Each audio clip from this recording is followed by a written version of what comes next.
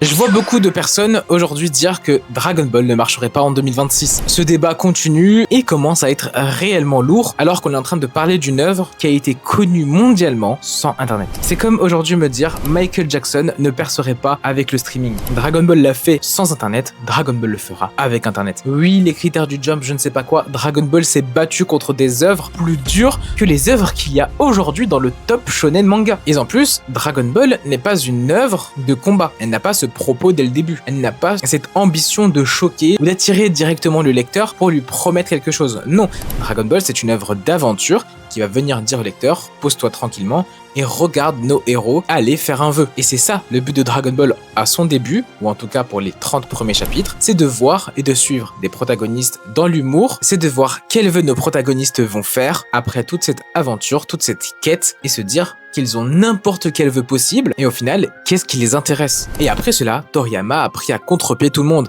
avec les Tenkaichi Budokai, l'arc du ruban rouge, Piccolo Daimao, Piccolo, Arc Saiyan, Arc Freezer, Arc Cell, Arc Buu. Et en fait, même si ça ne marche pas les 30 premiers chapitres, c'est-à-dire les 3 premiers tomes, Dragon Ball marchera après. Avec Internet aujourd'hui, Dragon Ball marchera après. Parce qu'il y aura des gens qui vont regarder Dragon Ball parce que c'est chill, parce que c'est drôle, parce que ça leur correspond. Ils peuvent regarder Jujutsu Kaisen une semaine et se dire « Waouh, il y a du combat, c'est cool », et regarder Dragon Ball parce que c'est l'œuvre chill. Et au bout d'un moment, tomberont sur le 21e Tenkaichi Budokai. Et à partir de là, c'est un choc. Et petit à petit, de bouche à oreille, de tweet en tweet, Dragon Ball prendrait un succès mondial plus rapide que le succès qu'il a eu lui-même. On parle d'une œuvre qui a eu plus de 6,5 millions de ventes par semaine à la fin de son œuvre dans le Shonen Jump. C'est un record. Et un record aujourd'hui encore inégalé. Donc oui, bien évidemment que Dragon Ball percerait, bien évidemment que Dragon Ball casserait tout sur son passage, parce que l'œuvre est la plus grande œuvre de tous les temps.